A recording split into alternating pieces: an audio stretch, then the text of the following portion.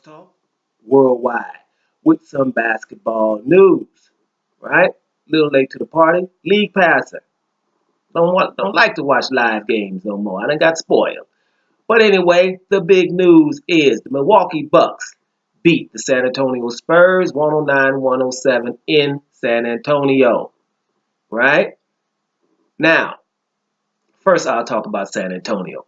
First of all, San Antonio is the team. Is there any of you guys that train basketball or enjoy basketball, right? If you're a trainer, you can go in there and say, hey, look, guys, today our training will be watch the San Antonio Spurs. Everybody grab one beer and watch the Spurs. Then you'll learn something. It's that simple.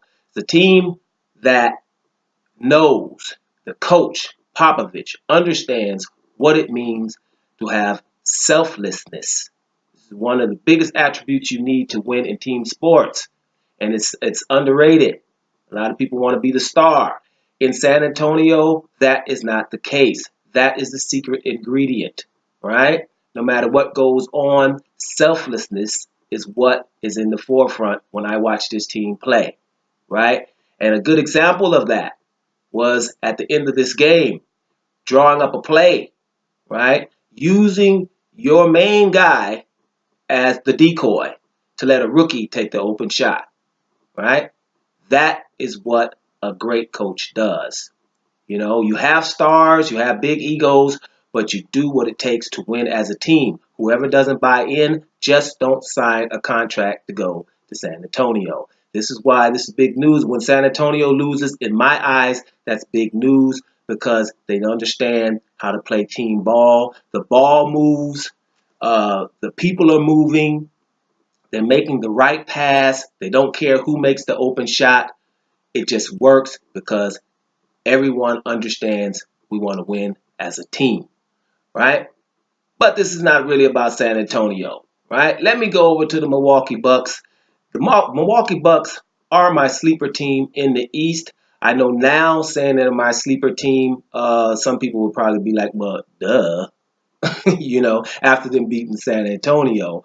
But I'm serious. I think that this could be a team that could make the Eastern Conference Finals if they don't have to play Cleveland early. If they get in the other bracket and they come in the playoffs and they're number 7, number 2 is in trouble. If they're number 6, number 3 is in trouble. Those Torontos and Boston Celtics are in trouble. And here's a few reasons why. We can just start at the point guard position. You got Brogdon in there, rookie, right? He's learning on the job. He reminds me a little bit of Andre Miller.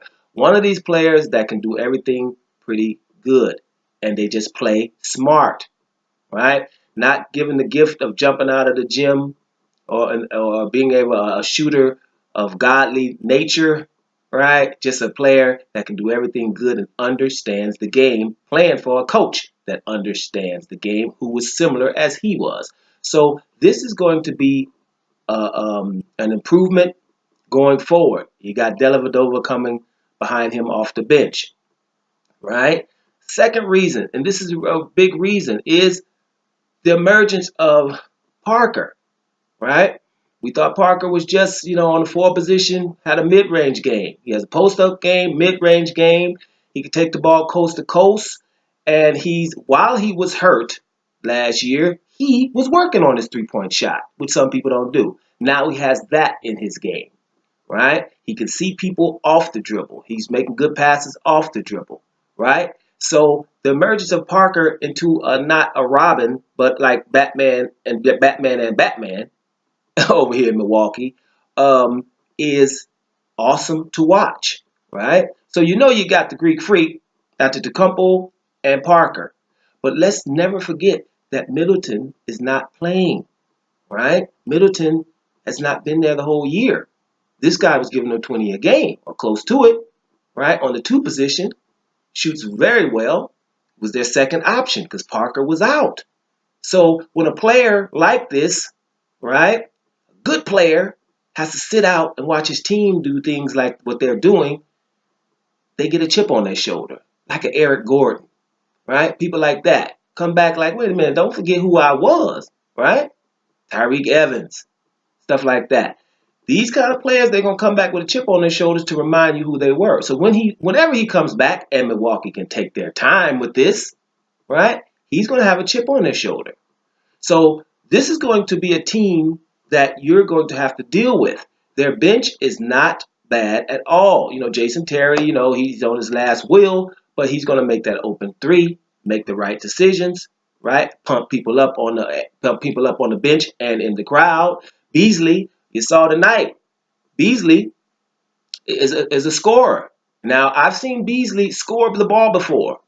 But I haven't seen Beasley make right decisions with the ball before. It's like either score or bust. It's like a home run hitter.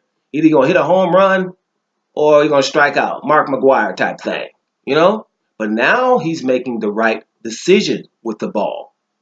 That's something I think Jason Kidd has something to do with, right? So you got him. Teletovic, he's going to hit his open shots in the playoffs. And Greg Monroe don't have that lift, but he can score around the basket, right? So I'm just telling you guys, when the Eastern Conference playoffs start, this is going to be a team to watch. This is definitely my sleeper. I know they beat San Antonio tonight, and a lot of people are going to realize that. But this game was also without the Greek Freak.